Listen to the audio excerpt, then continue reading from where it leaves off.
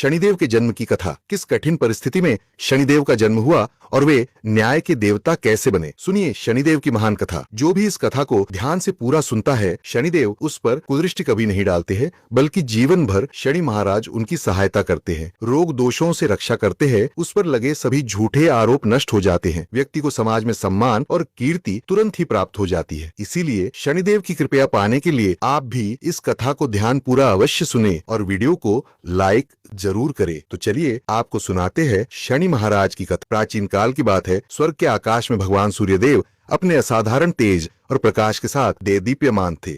उनका तेज इतना प्रखर था कि देवों और मानवों सबके लिए वे जीवन के स्रोत थे।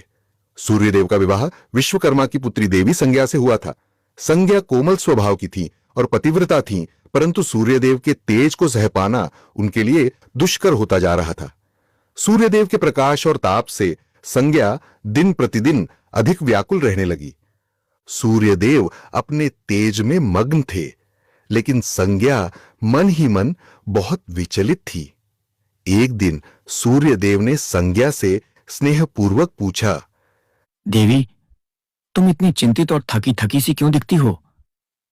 संज्ञा में साहस नहीं था कि वह सूर्यदेव से अपनी व्यथा को कह सके, परंतु मन में वह लगातार सोच रही थीं कि सूर्य के तेज को कैसे सहन किया जाए या कम किया जाए। समय के साथ संज्ञा ने सूर्यदेव के 3 संतानों को जन्म दिया। 2 पुत्र वैवस्वत मनु एवं यमराज और 1 पुत्री यमुना। मातृत्व के बावजूद सूर्य की प्रचंड तपिश उन्हें सताती रही।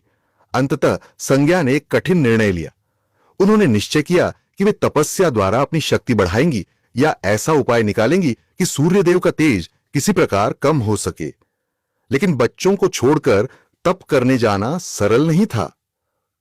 एक दिन देवी संज्ञा ने निश्चय किया कि वे अपनी छाया को अपने स्थान पर छोड़कर कुछ समय के लिए संसार से ओझल होंगी।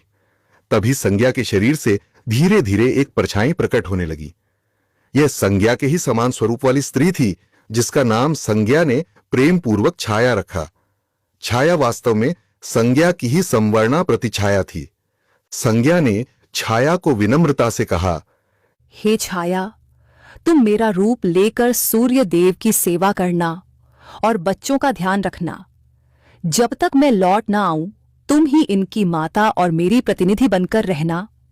छाया ने विनम्रता से सिर झुकाकर उत्तर दिया, आप निश्चिंत रहें देवी, मैं आपके धर्म का पालन करूंगी, परंतु यदि कोई समस्या आई तो? संज्ञा ने गंभीर स्वर में कहा,